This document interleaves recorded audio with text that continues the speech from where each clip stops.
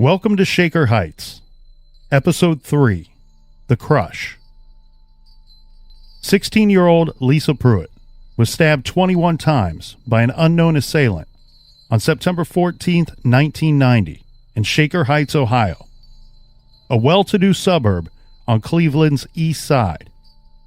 Her body was found about 100 feet from her boyfriend's back door, where he lived with his parents and sister.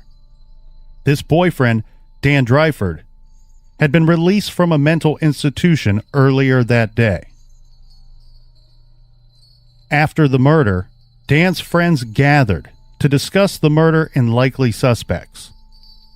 We'll never know exactly what was discussed at these private meetings of grief-stricken children, but we know that after those meetings, Dan's friends went to Shaker Heights police detectives and said they believed that Kevin Young had killed Lisa Pruitt out of jealousy over her relationship with Dan. The police searched Kevin's house and found no murder weapon or bloody clothes, nothing at all to link him to the crime scene, and he had an alibi. As the investigation continues, an interview with 18-year-old Stanley Kramer implicates Dan Dryford's father in a possible conspiracy of silence.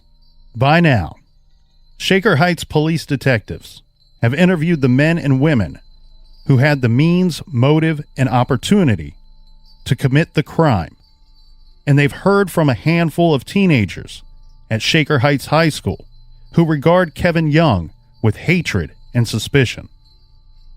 The case takes a turn that Monday, just 3 days after Lisa's murder.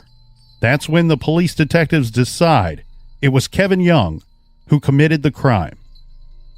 What follows is a statement by a lead detective in the case, which explains how FBI profilers helped convince them it was probably Kevin who committed the crime.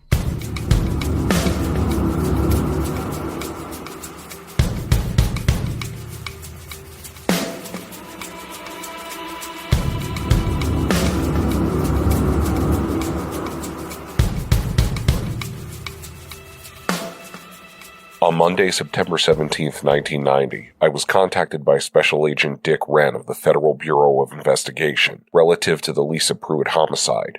Agent Wren advised me that he was the case agent for the Amy Mahalovic case and offered to assist us in any way he could. He further informed me that due to the circumstances surrounding the Pruitt case, that he would need to inquire as to any similarities between the Mahalovic and Pruitt homicides. I invited Agent Wren to come to our station and review our reports and other information that we had accrued.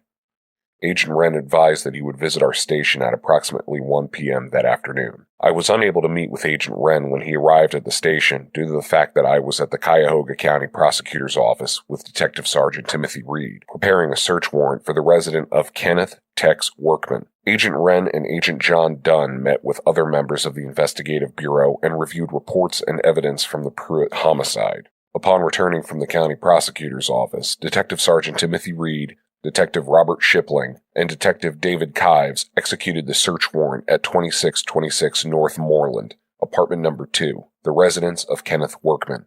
See supplementary report by Sergeant Reed. There was nothing of evidentiary value located during the search. Later that afternoon, while searching through several plastic trash bags that were removed from the residence of Kevin Young during a search of his residence on Sunday morning, September 16, 1990, investigators located several documents that contained writings and paraphrases that indicated that Kevin Young had some sort of behavioral problem. The writings referred to Kevin's disdain for Jews, Arabs, and blacks. He further remarked about his own problems with developing relationships with females. Other writings revealed his inner feelings when he observed couples, male and female, acting out their affection for one another. Further examination of the documents indicated an interest in Satanism and neo-Nazism, specifically skinheads. There were several documents that referred to suicide. After all the documents were examined, I contacted Agent Wren and advised him as to what we had found. I asked him if he knew anyone locally who could review the writings and offer us an opinion on what they meant. Agent Wren referred me to Supervisory Special Agent James Wright at the FBI Academy's Behavioral Science Section in Quantico, Virginia. I attempted to make contact with Agent Wright, but was unable to do so due to the late hour. On Wednesday, September 18, 1990, I made contact with Agent Wright. He asked me to fax him all available documents relative to Kevin Young. He further related that he would review the documents that same evening. I gathered all of the documents, 37 pages worth, and had them faxed to Agent Wright. The transmission was completed at 12:34 p.m. On Thursday, September 19, 1990, at 10:30 a.m., Agent Wright contacted me by telephone and advised me that he had reviewed the writings of Kevin Young and the details of the police report of the murder of Lisa Pruitt. He stated that it was his opinion from the information that he had examined that the murder was definitely a, quote, neighborhood thing, unquote, and that the person that we were looking for knew Lisa Pruitt.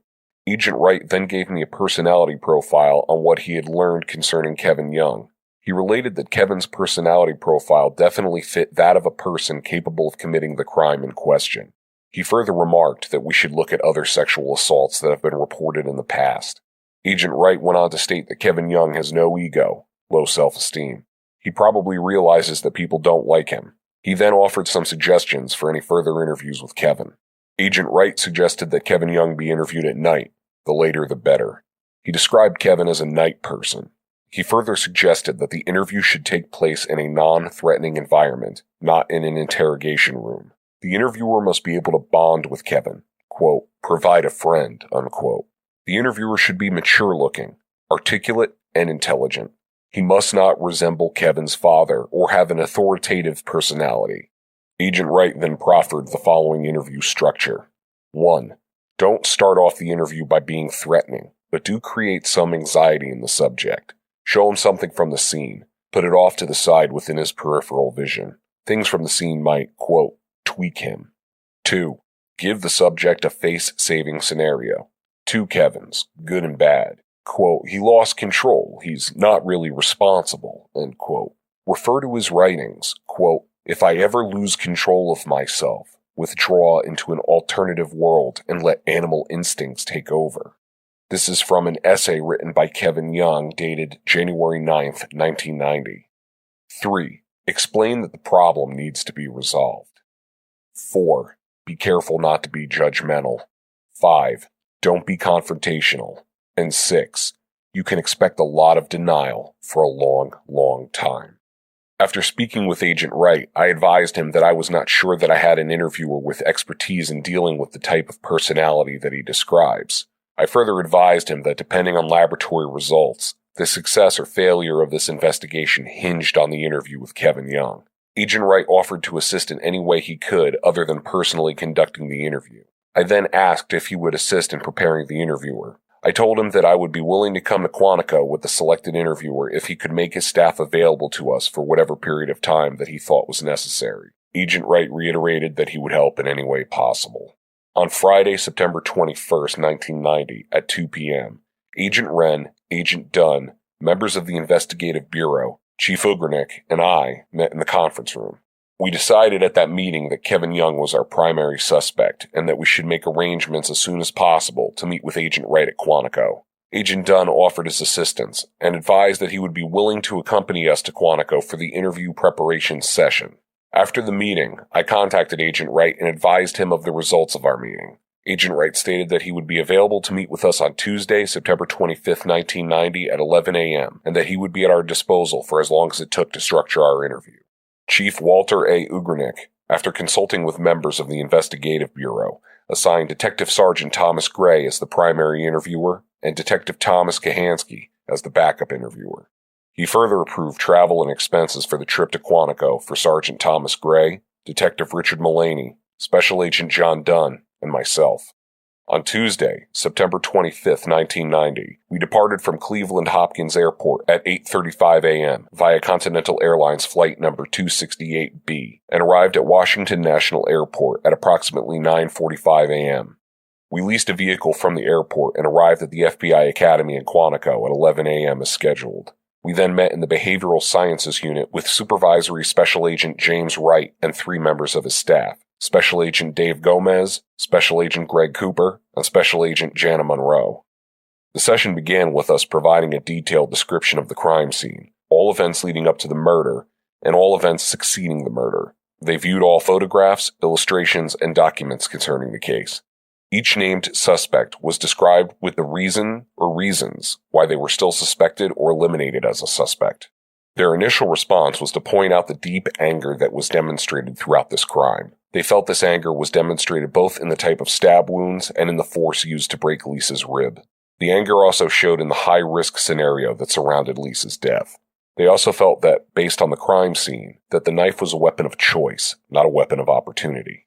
Agent Wright and his staff then shared with us a profile of Kevin Young. They described Kevin Young as a, quote, John Hinckley-type personality. He described Hinckley as a person who fantasized about women from afar. He further explained that Hinckley often wrote letters describing romantic interludes with women that he had never been acquainted with.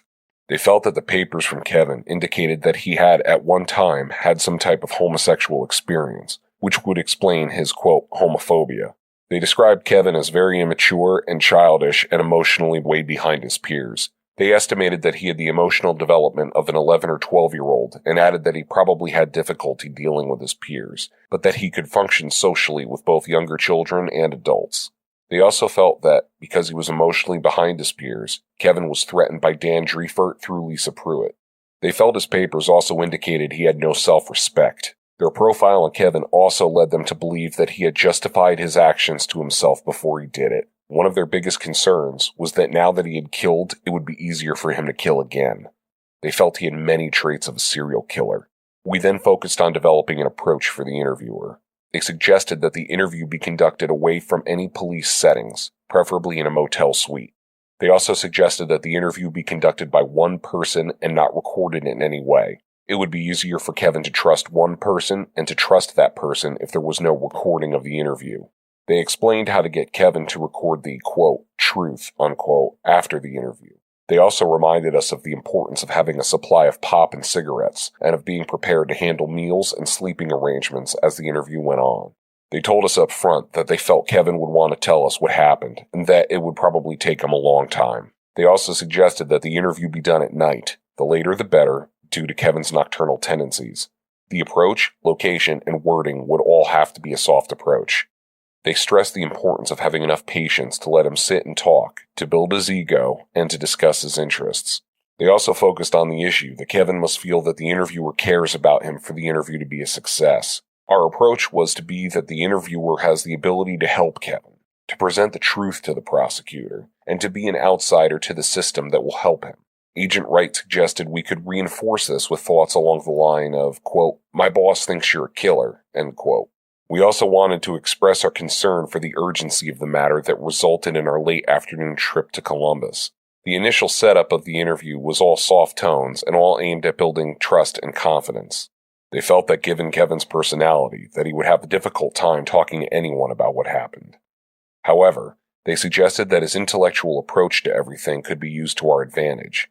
They thought his personality would let him explain what had happened as a theoretical, quote, third person. We decided to address the interview first in the third person. They felt that if he was involved, Kevin's personality would encourage him to discuss what happened in the third person. It was felt that if Kevin had an opportunity to justify and rationalize what was done, then it would be easier for him to confess. It would be critical at this point to be non-judgmental about anything that Kevin said. The next part of the interview would be indirect questioning. These would address our concerns in non-threatening ways. These questions would be in the form of putting him in the shoes of the person who did this to Lisa and asking him things like, what would this person do with the knife? With bloody clothes or with bloody hands? The next topic was a polygraph. They discussed the importance of good polygraph questions. For someone like Kevin, the questions would have to key into stress areas of the actual interview. They felt that someone like Kevin might pass a polygraph with standard questions. Suggested questions were, did you get blood on yourself? And did you get in a fight? The last part of the interview, if needed, would be the confrontational part. During this section, we would present to Kevin an overwhelming amount of why we thought he was involved. Kevin would then be asked to help the interviewer explain the evidence presented. We also discussed the importance of doing the same type interview on the parents during the time that we were talking to Kevin. Agent Wright and his staff then discussed interviewing techniques to help build and reduce stress in the interview. This included questions, voice control, and body positioning. We also discussed items to have at hand. The first were some non-threatening pictures of the area where Lisa was killed. They suggested no more than 3 or 4, and we discussed how to use them in the interview as an aid for Kevin to visualize the scene. The second item was a computer printout of our information on Kevin, in a binder with his name on it and with some tabs marking key thoughts. This would be useful during the confrontational portion and would add stress during the rest of the interview. We then reviewed what we had covered. They stressed again that we had to show Kevin that we really cared, that our job was to find the truth, and that we were neutral and were there to present the truth to the justice system.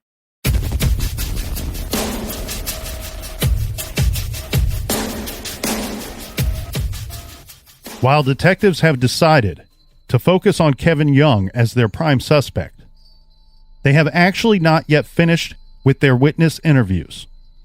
On Tuesday, they finally sit down with 16-year-old Dan Messenger, who provides important context for the final hours of Lisa Pruitt's life.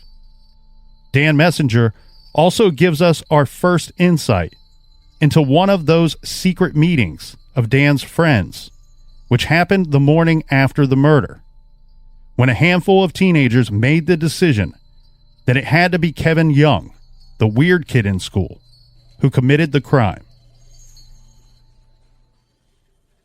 I met Lisa in the 3rd grade at Ludlow Elementary School, and since then, I've been close friends pretty much ever since. I met Daniel Dreifert when he got on the bus in 7th grade, but I became close friends with him in German class in 9th grade. I met Chris Jones in 10th grade in science class, and we became very close. I met Kevin Young basically in 10th grade, and I'll just say that. I met Tex in the 10th grade a little while after we moved here. On Thursday, September 13th, 1990, I knew that Dan was coming home, and I had talked to both Dan and Lisa about it, and I knew if he wasn't coming home on the 13th, he would be coming home soon. I was sitting after school in my German classroom when I heard someone say, "Dan," and I looked up, and Dan and Lisa were together, and Dan was waving at me. I immediately went out of the room, and I talked with both of them, and I was very excited. Lisa said that she should go and try to get her driver's license, and so she and Dan would go, and Dan would see her off, and Dan said he would come back and see me in a few minutes in the German room. I went back to the German room, and I left momentarily. I went looking for Dan, but I didn't find him until I went outside and I saw Dan Dreifert and Chris Jones on their bikes. Dan asked me why I wasn't in the German room because he had walked past it and I wasn't there. I said because I left right away. We talked about trying to get together, and we decided that I'd ride with Chris on his bike and Dan would ride his bike over to my house. We went over to my house and I got my bike and we rode our bikes over to Chris's apartment. It was at Chris's apartment where we went inside and we talked a lot. I was very excited.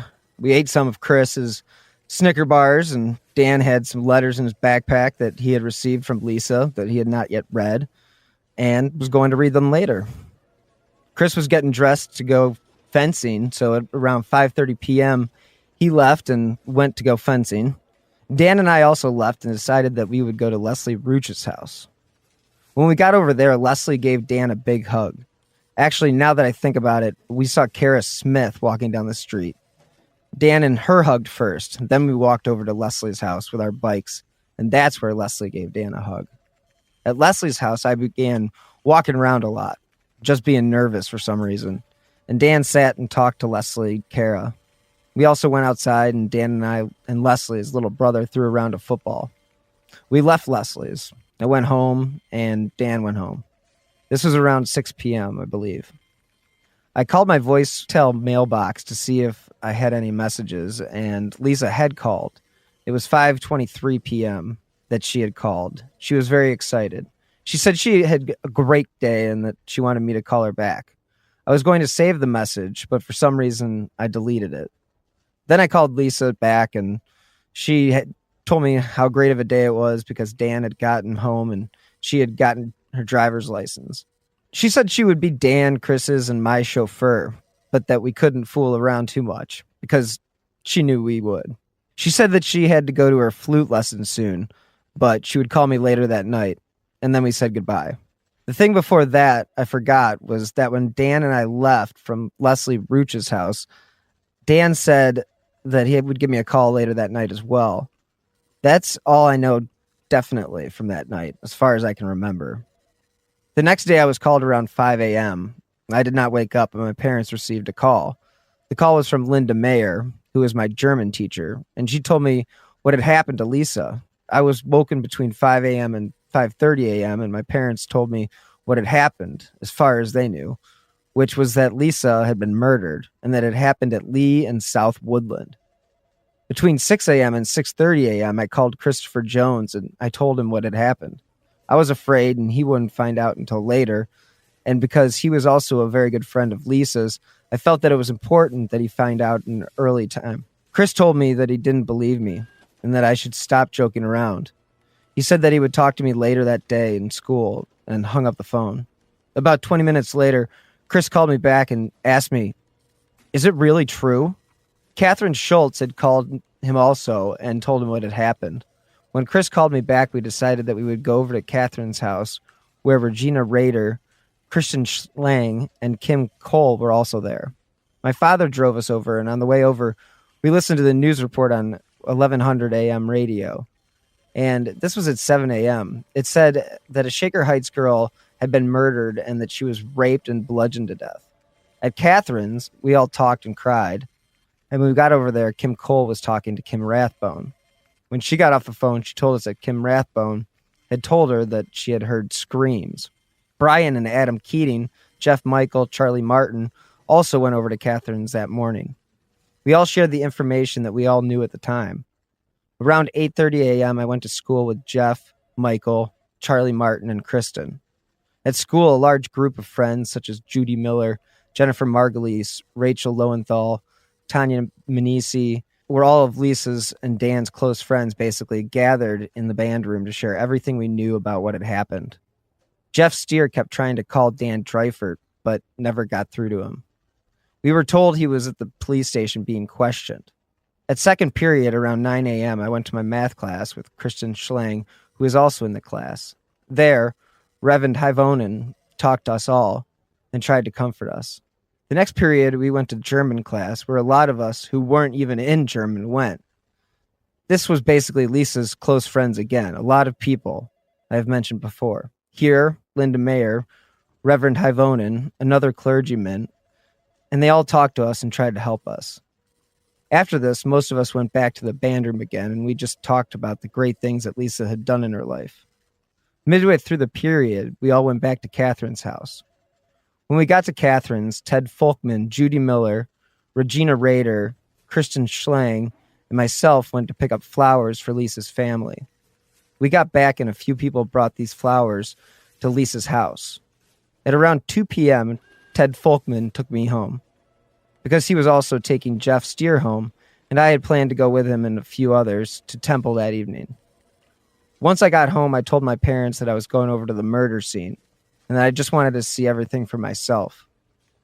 I walked over and I saw the tape. I asked a few policemen if anything had been discovered that they could tell me about. No one had anything to say. At this time, Hallie Warren and Jennifer Shook saw me and stopped their car and parked their car, and then they came over. They said they had talked to my parents, and my parents told them where I was. At this particular time, I saw a man who had a Channel 5 camera. I walked over because I wanted to hear what they had to say. I asked the reporter if I could just hear his comments, and that was it. He said it was okay. He also told me about the 3 p.m. press conference at City Hall. I heard what he had to say, and once he was done, he asked me questions, which I didn't really answer. He was more interested in about Dan than Lisa. At 3 p.m., we were at City Hall. We sat down in the second row, but because we were behind the cameras, I moved to the other side so I could see the chief clearly. I stayed for the entire time, and when it was over, I was ready to leave. A few people from the press came over to talk to me, but I had no comment except to say how great Dan and Lisa were, both as people and as a couple. I also talked to the chief and said that if he wanted to talk to me, I'd be willing to talk. I also spoke to the woman in charge of the dealing with the media from the police. I think the public relations director she was. At this time, I did not feel that I was in the right state to talk about anything that had happened. So I got in Jennifer Shook's car with Hallie and Jennifer, and we were driving, planning on going to my house, and I noticed that the tape had been taken off Lee in South Woodland. I saw Deb Dreifert pull out of Dan's driveway, and I asked if Dan was home. She said, "Yeah, go on in." We pulled into the driveway next to Dan's, and I ran up to see Dan. At this time, Judy Miller, Rachel Lowenthal, Christopher Jones, and I were all at Dan's house. I don't remember if anyone else was there. Dan and I talked, and he told me that he would tell me what happened later when other people were not around. A few minutes later, at around 4:30 p.m., most of Dan's other friends left. I called my parents and told them that when Ted Folkman called to tell him that I wasn't going to services.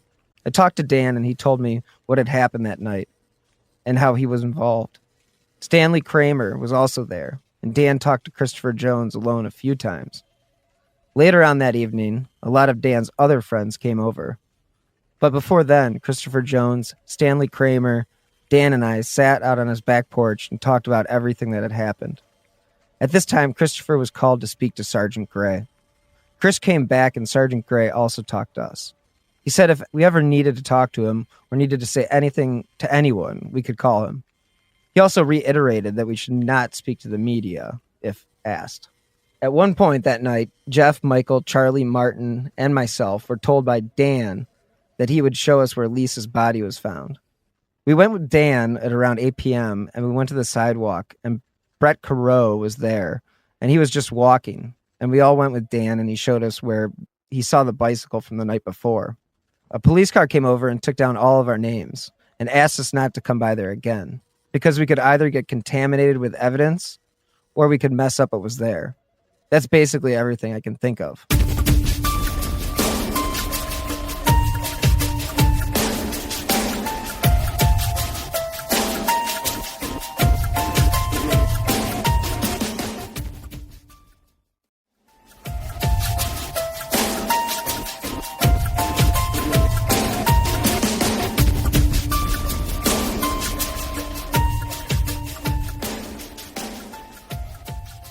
How much have you seen Dan Dreifert and Lisa Pruitt this summer? I got home from Germany on July 22nd, 1990. And at this particular time, Daniel was at the Unitarian Convention. He got home the following weekend, and from that time on, we spent a lot of our time together. That is until he went to the hospital. I was with him the night before he went to the hospital at 12 a.m. At this time, Dan and I had planned for me to come back over at about 1 that night. We had no idea what was going to happen the next day with Dan going to the hospital. I came back at 1 a.m., and I expect to see Dan sitting outside waiting for me. When I came up, though, the lights inside Dan's house were on, which was a surprise. I went to the back and saw Dan's father yelling at Dan because he would not go to sleep, I guess. 15 minutes later, his father finally stopped yelling at Dan. Dan came out and said everything was okay.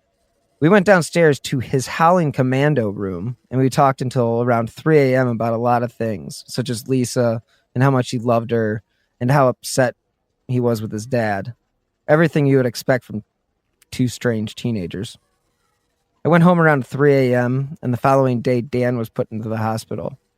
Dan and I corresponded through letters and phone calls at the hospital. I got Dan's payphone number from Deb Dreifert. I called it a lot. But it wasn't until the following Monday that a kid answered and for some reason thought I was Dan's father. From this time onward, without me saying it, they thought I was his father. I would call just about every day. One time Dan came home and I saw him. Actually, more than one time. Another time I found out from Dan that he would be going to the Severance bowling lanes. Lisa and I went to see him and we asked for the lane right next to it because it was supposed to be our lucky lane. Here, Lisa and Dan talked, but we weren't supposed to know each other. So I had a lot of correspondence with Dan. For Lisa, I spent almost every day with her. We would talk a lot about Dan because we were mutual friends, and she would come over, or I would go over there almost every day. We sent him packages.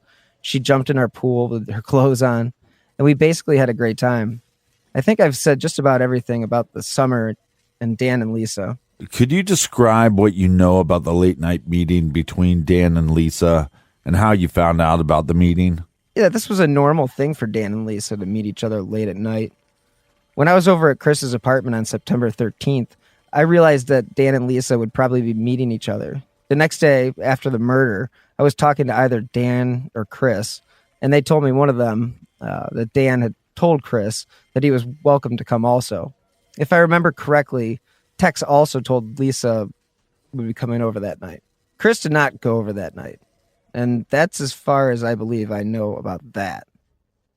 Chris also said that he was very sad that he didn't go over that night because he hoped that he could have done something to the attacker and Lisa would not have been murdered. Have you ever gone over to the Dryfords' house late at night?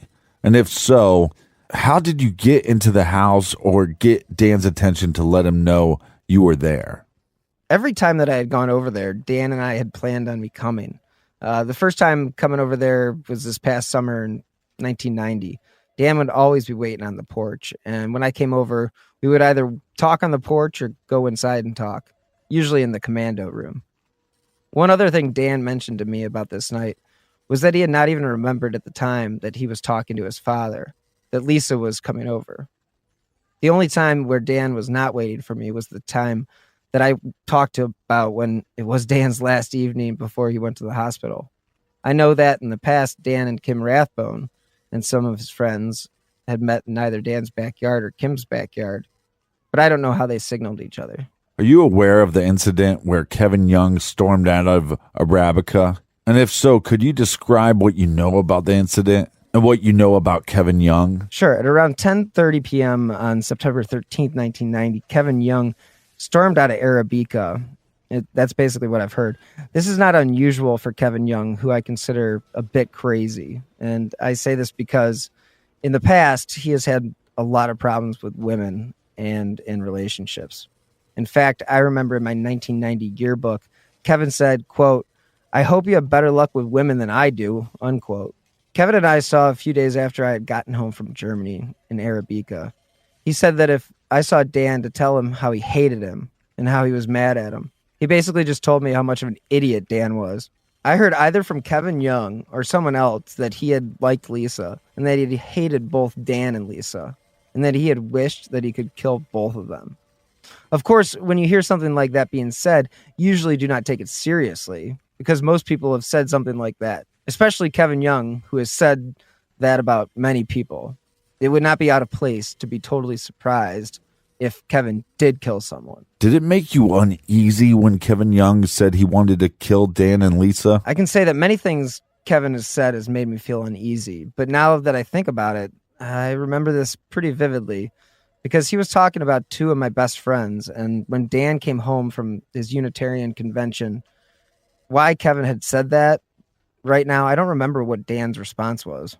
Could you describe how Chris Young, Kenny Workman, Danny Dryford, Stan Kramer, Kevin Young, and yourself fit together as friends? Chris, Dan, and I are close friends. Stan is not a close friend of Dan. He's more someone we'd see up at Arabica every once in a while. Tex is Deb's boyfriend, and because he was always at the Dryfords' residence, Dan got to know him better and talk to him more. I had been out with Deb, Dan, and Tex bowling and a few other times. But as friends, Tex wasn't someone Dan usually hung out with unless his sister was around. Kevin, most of all, was not hardly even a friend of Dan's or any of the rest of us. He was more of a person that we saw at Arabica, who we didn't particularly like. I had nothing against him. I just thought he was a bit crazy. Did Dan Dryford invite you over to his house on the evening of Thursday, September 13th, 1990? He did not invite me over on Thursday, September 13th, 1990.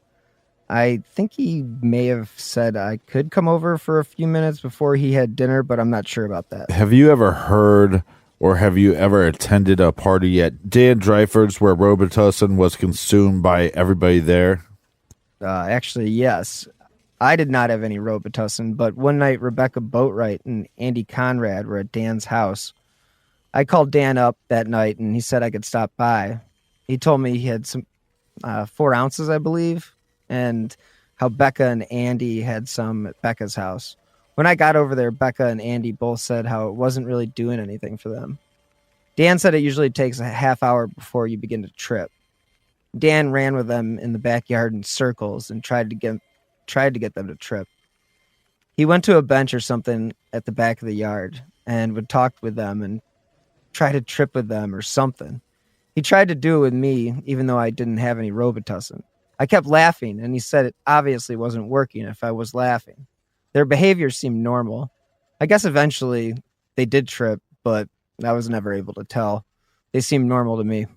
Did Dan Dreifer ever tell you any strange effects he got from consuming Robitussin? Yes. He told me many times. He wanted me to someday try it with him once, but I told him I would never do it. He said that there were stages to the Robitussin. There was one main thing that he said it did for you. It just made you feel like everything was out there. I'm not sure. He used to say one specific thing, but for some reason I just can't remember. It was not a big change in what you could think, he would say. It was the added things you saw. All I know is that he has had one bad trip. I don't know how many times he's done it, but I know the first time he did it, it was at the SUSSI convention he attended. Tell me what you know about the relationship between Dan Dreifer and Kim Rathbone. Well, they've always been friends and just friends. In fact, sometimes they didn't talk for a long time, but they were still friends. I'd ask him how he wouldn't talk to her and if she just lived right behind him, but he said he just didn't see her. She was a friend of both Dan and his family. I remember during the summer, Dan's parents and sister went to Toronto while Dan stayed with a friend named Jamie Greenfield, and Kim got the mail for them. They've just been friends at times during middle school, 7th and 8th grade. They would meet late at night, especially when Judy Miller was at Kim's house and when Brian Keating was at Dan's house, because at the time Dan was going out with Judy and Kim was going out with Brian. They have been good friends. That is Kim and Dan. How did you learn that Kim Rathbone had heard screams on the night that Lisa Pruitt was murdered? Well, if I remember correctly, Kim Cole was talking to Kim Rathbone when I got over to Catherine's house on the morning of the 14th of September. When she got off the phone, she told us how Kim thought she could have done something because she thought she had heard screams that night. Kim Cole said that it sounded like Kim Rathbone felt that it was partly her fault. I also talked to Brian Keating, who is still Kim Rathbone's boyfriend, and he told me how Kim Rathbone had called him around 7 a.m. on the 14th and told him what happened to Lisa, and called back right after they had hung up and said that she thought she had also heard screaming that night of the 13th. Do you recall who mentioned to you that Tex Workman's footprints may have been found near the murder scene? I believe that was Dan Dreifer. To your knowledge, how did Dan Dreifer's father feel about Dan's relationship with Lisa Pruitt? As far as I know, he had no problem with it. I don't think Dan's father ever met Lisa. I remember talking to Lisa about Dan's father and the way he treated Dan. And Lisa said that she had never met Dan's father when he's been like that. And she might have said that she never met Dan's father at all. But I do know they met when Lisa went out with Dan one weekend when Dan was home from the hospital. How did you feel about Dan Dreifer dating Lisa Pruitt? Well, I remember the day that I found out. I believe it was April 4th, 1990. And that was the day after they decided to go together.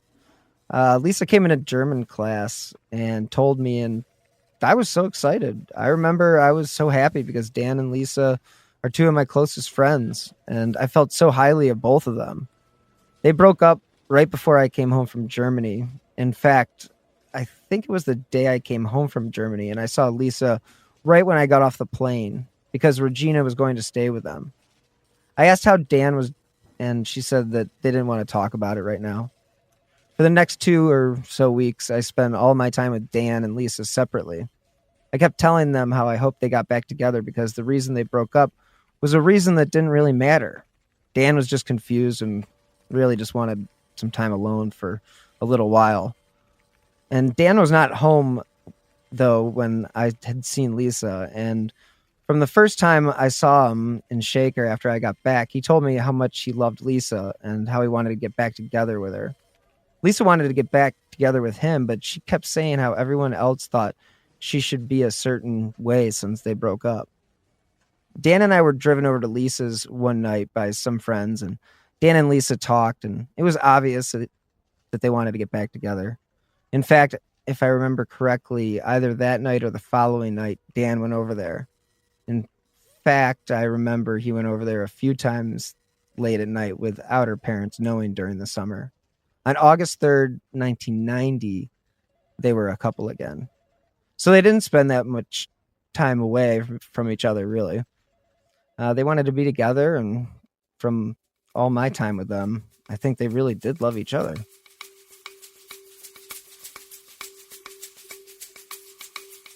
Next up in the hot seat is 17-year-old Rebecca Boatwright, and the subject of the conversation is Kevin Young. So I know Dan Dreifert because 2 summers ago I went to Germany with his sister, Debbie Dreifert. Debbie and I became close friends, and through her, I met her brother. And after that, Dan Dreifert and I became pretty good friends. Thursday, September 13th, 1990, Dan called me at about 8:20 p.m. He had asked me if I wanted to come over later and told me a bunch of people were coming over later. And I said, like who? And he said, Chris Jones, Lisa Pruitt, and maybe Kevin Young, and maybe Dan Messinger. I told him I didn't think I could get out. I was tired and I wanted to get to bed. And that was the end of our conversation. Friday, September 14th, 1990, during first period at the high school, Dr. Rumba said that Lisa Pruitt had been involved in a homicide last night. And since nobody really knew how it happened, the basic rumor was that she had been hit on the head with a blunt object and her body had been found on the sidewalk corner of South Woodland and Lee. Later, at around 1:30 p.m., I went up to Arabica at Shaker Square, and since I was waiting for Debbie Dreifert to come in, and since Kevin Young was the only one I knew up there, I sat down and talked to him. Basically, he said, "Has your day been as bad as everybody else's?" And I said, "Well, it was pretty depressing." I said, "It doesn't seem like the type of thing that would happen in Shaker," and I was really worried for Dan Dreifert, since no doubt he's probably a suspect. Somehow or other, we got onto the topic of rape. I said, well, if she was raped, isn't there a possibility that they will find some semen sample on her body?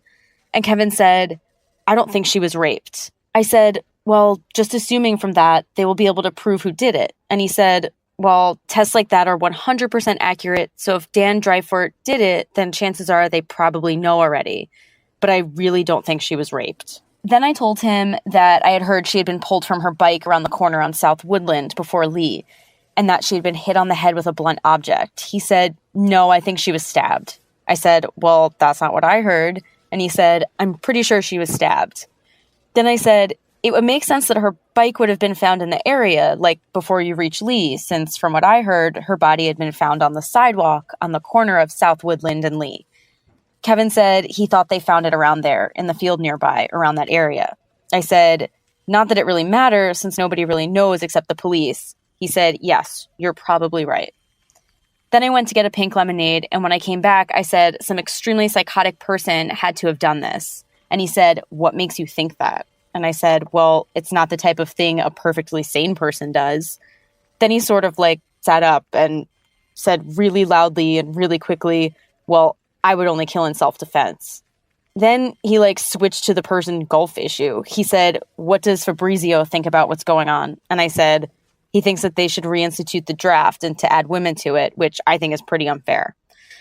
This was said pretty jokingly. He said, why? And I said, since women are obviously the superior sex, I don't think we should be forced to go off to war and be killed.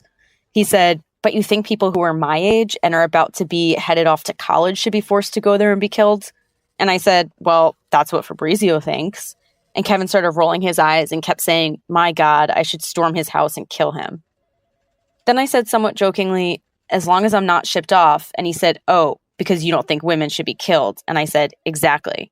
He said, I don't know about that. I can think of a few women I would like to see dead. I said, like who?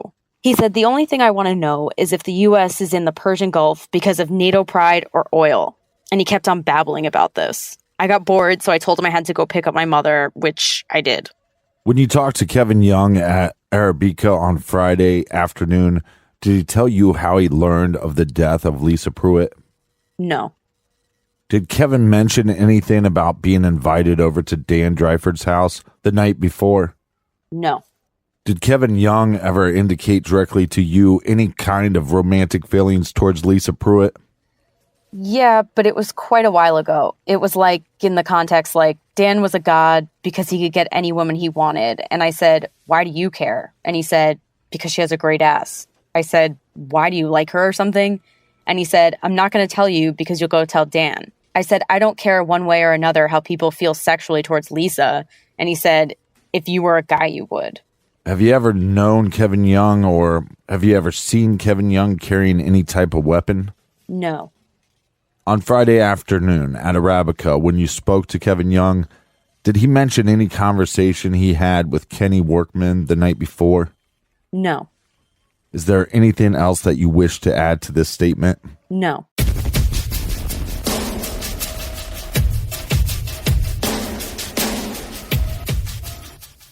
Finally, the police speak to 16-year-old Christopher Jones, a close friend of Dan Dreifert's. Last Thursday, September 13th, 1990, at the end of 10th period, I was met outside my 10th period classroom by Dan Dreifert and Lisa Pruitt and several friends. I spoke to Dan and went to my locker, got my bike out, and as I was riding out, I ran into Dan Dreifert again outside the school. We rode our bikes around the school and met up with Dan Messinger. We rode over to Dan Messinger's house, and he picked up his bike, and we rode over to my apartment. We stayed there until about 4:10 p.m. Then they both rode off on their bikes, and I ran back to school for fencing. I got back from fencing at about 6:40 p.m. I had a note saying that Lisa Pruitt called at 5:30 p.m. I called her back, but her phone was busy. I figured she wanted to get a hold of Dan Dreifert and had already gotten a hold of him, and so I didn't call her back again. Then I got a call from Dan Dreifert at about 8 p.m. We talked for a while, and he said that he was going to have some people over later, and that I should give him a call if I wanted to come. I called him back at about 10 p.m. He said that Tex was over at his house and that Lisa might show up later, and that I could stop by if I wanted to and give him a call later. I called him back at about 11:45 p.m. or so and said that I wasn't going to come over. Then I finished a paper I was working on and went to bed. I went to bed between 11 p.m. and 12 midnight. I got a call at 6:30 a.m. on September 14th, 1990 from Dan Messinger, saying that Lisa Pruitt had been murdered. I didn't really believe him, and I tried going back to sleep. And I got a call about 5 minutes later from Catherine Schultz saying the same thing. I asked her if I could go over to her house because some other people were over there at the time.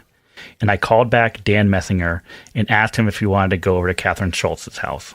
He said he could pick me up, and he picked me up about 5 minutes later, and we drove over there. We heard on the news that Lisa died. We got over to Catherine's house, and Catherine was there, Shelby Hyven, and Kirsten from Germany, and Regina, who was Lisa's foreign exchange student, and Kim Cole. We stayed there about a half an hour, and all the girls left except for Kirsten. And then Brian and Adam Keaton came over, and Jeff Michael and Charlie Martin also came over. We talked for about a half an hour. Then I got a ride back to my apartment from the Keatings. I stayed there until halfway through second period. Then I went to school. I met up with some people there, and we talked to several teachers about the death. Then we walked around until third period. I went to third period German class. About half the class were close friends of Lisa's. Half were regular students in that class. We were talked to by several counselors and ministers about Lisa's death. After that class ended, I went outside for a while, about a half a period, and sat under a tree. I came back into school, into the band room, where about 15 close friends of Lisa were gathered, talking about her. We split up after about a half an hour, and then went to talk to certain teachers. And we got back together and got rides to Catherine Schultz's house. There, we talked to about 20 people at Catherine's house. We ate lunch and talked about things there. About 3 p.m., myself, Jennifer Margulies, and Judy Miller, and Rachel Lowenthal went over to Dan Dreifert's house. Dan wasn't home. The police were searching all around the house, and Brett Corot was there. About 15 minutes later, Mrs. Dreifert came in and asked if it was all right to come into the house. Then she went back and came back to the house with the car with Mr. Dreifert, Dan Dreifert, and Debbie Dreifert. We went inside. We went into Dan's TV room, basically sat there for a while, and then a little bit later, Dan Messinger and Haley Warren showed up after going to a press conference at the City Hall. We talked about what they had heard there, and eventually we watched the news. Dan was pretty angry about being a suspect, or the way they portrayed that. Pretty much from there, Many people came and left Dan's house that night. Eventually, me and Dan Messinger got a ride from Scott Fierro to the Pruitt's house. We talked to Mr. Pruitt. We went up into their house and spent a little time in Lisa's room.